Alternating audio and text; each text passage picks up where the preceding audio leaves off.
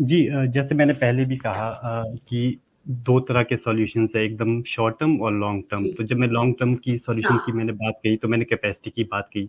तो जैसे मैं आपको एक एग्ज़ाम्पल देना चाहूँगा सिंगापुर के चांगी एयरपोर्ट का। तो जब उनकी ट्रैफ़िक 10 मिलियन के लगभग था, तो उनके पास कैपेसिटी लगभग 40 मिलियन की थी। जब उनके पास 40 मिलियन का ट्रैफ़िक हुआ, तो उनकी कैपेसिटी लगभग 60 मिलियन की थी। आज की डेट में जब उनकी जी। ट्रैफ़िक लगभग 60 मिलियन है, तो उनकी कैपेसिटी लगभग 85 मिलियन है और जब तक उनका ट्रैफ़िक 80 मिलियन के करीब पहुँचेगा, तो उनकी कैपेसिटी लगभग 130 मिलियन हो जाएगी।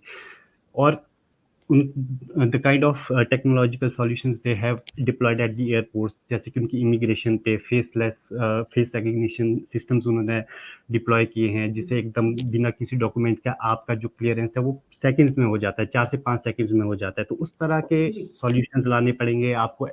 एक्स्ट्रा कैपेसिटीज़ देखिए, अगर आपको रिस्पॉन्सिव होना है, रिस्पॉन्सिव से मतलब है कि आपको अपने पैसेंजर्स को कम से कम वेटिंग टाइम जी। देना है, क्यूज़ नहीं देना है, तो आपको थोड़ा-सा एक्सेस कैपेसिटी हमेशा लेके चलना पड़ेगा। लेकिन अनफॉर्च्यूनेटली इंडिया में जो कैपेसिटीज़ है वो सक्सीड करती है डिमांड को, unlike in international airports which are considered to be the world class airports like Changi airport, जहाँ पे सप्लाई प्रीसीड करती है डिमांड को। तो उसी तरह जी। से एक लॉन्ग टर्म प्लानिंग के साथ इंडियन एयरपोर्ट्स को भी चलना पड़ेगा और इंडियन गवर्नमेंट को भी उसी तरह से अपनी कैपेसिटी प्लान्स को शो करना पड़ेगा। उसी तरह से उनको देखना पड़ेगा कि हमें कहाँ नए एयरपोर्ट्स लाने हैं, कैसे कैपेसिटी डिप्लॉय करनी है, कैसे कैपेसिटी एनहांस